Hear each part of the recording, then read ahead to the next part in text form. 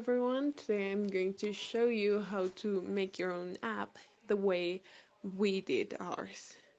So first you need to click in single view app and now we will click in next.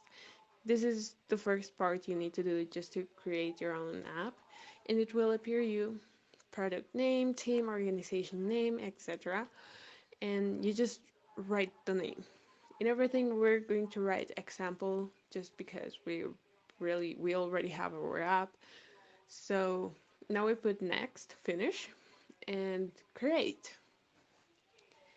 After we have created our own view, we will see that we have lots of comments. The first thing is to see the view controller. So this is the view controller. And now we will click in main storyboard, and in here it will appear like a screen. So it will basically be the screen of the phone, and well, it looks like this.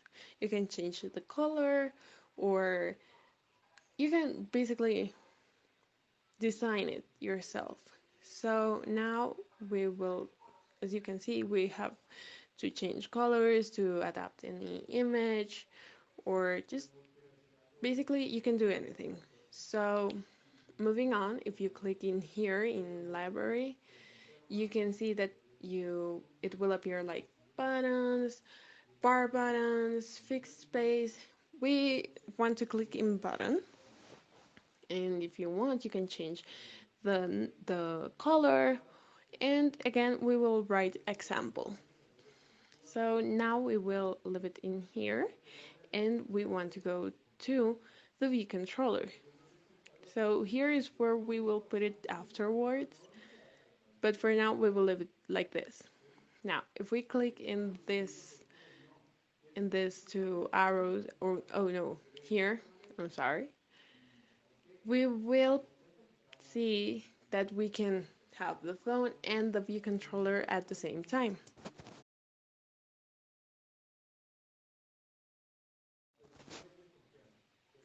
So now that we know that this really works, we will go back to only the screen, and if you want you can change the color.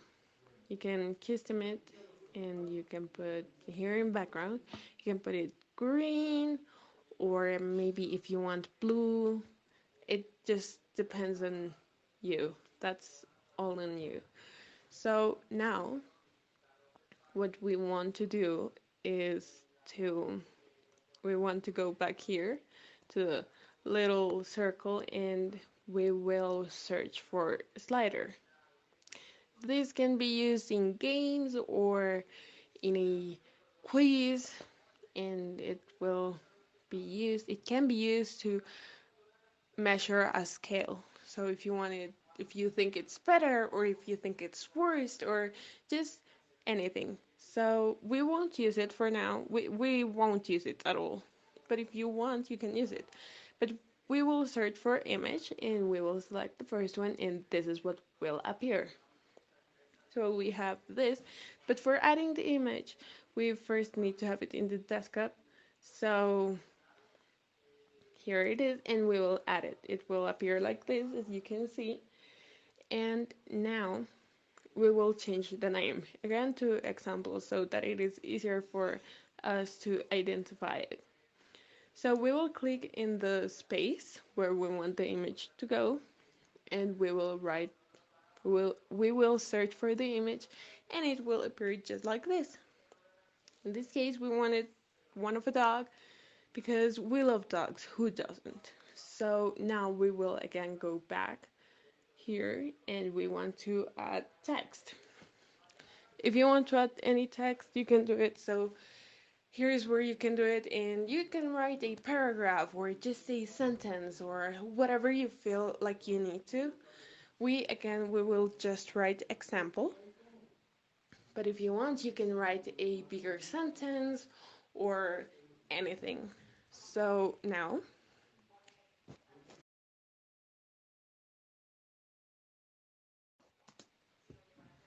okay, so now we want to go back here, we want to search again for something. This time we are going to search for a view. This can be used in case you are doing an app and you want to go somewhere else. So you click the button and it takes you to another slide, for example, like so. That is why we use this. We are going to change the color to this light purple, and we will put another button. This is very important to do because this way you can go back and forth from one slide to the other.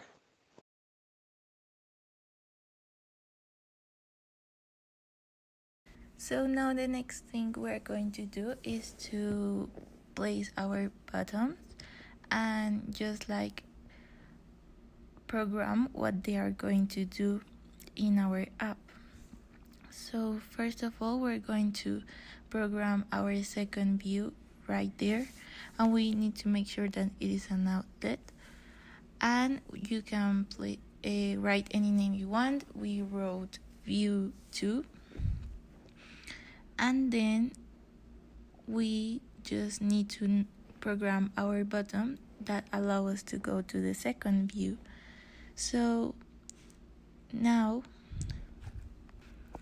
what we are doing is we are first placing that the second view is not visible as first view. So the moment you open the app, you don't see the second view right away. So that's why we equal to 0, and now we program our button that allow us to go to the second view. So we drag it and we place view2.alpha equals 1, so that allows the second view to be seen. So that's basically how you program all your views. So you first place the view, and then you equal to 0, and then to 1 when you want it to be seen. And now we program our button to go back to the first view. So we drag it, and it needs to be an action. And what we need to do now is to program it. So you can place whatever name you want, and in that moment you need to equal the view to 0 so it can be hidden again. And that's how you program your buttons to change from one view to the other view.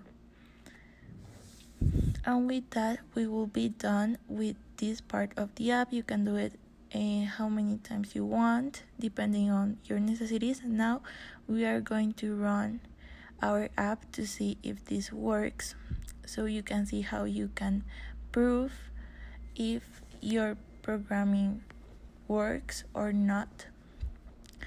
So now that the build is successful, we are going to see the cell phone that is an iPhone. So in that moment it is turning on, so you need to wait for a little bit for the phone to start, and then it will open the app that we are creating. So it opens, and you will be able to see the first view because we have the second view hidden. And then you can click the buttons, but you need to wait first. So there it is, and you click our button, there is the second view, then you press the button to go back to the first view, and as you can see, the second view disappeared, so we're back to the first view. As I said before, you can have how many views you want. Now we're going to show you our app. So our app is called iCoach, and here is our app. So you go to main storyboard and you can see it. It has some views on top of it, so it's not so organized when you first see it, but when you run it you will understand. So there is our code with all our views. We equal to 0 or 1 depending on when we want our view to be seen and when we don't. And we're going to run it in order for you to see how it worked at the end. Also, you can go to assets and there are our images and there is our app icon. You can place one in the size that you desire in order to see it as an app icon when you run it in the iPhone. So now that build is successful, we are going to open it. As you can see, there is the phone and we are going to wait for it to turn on. It can take a little while.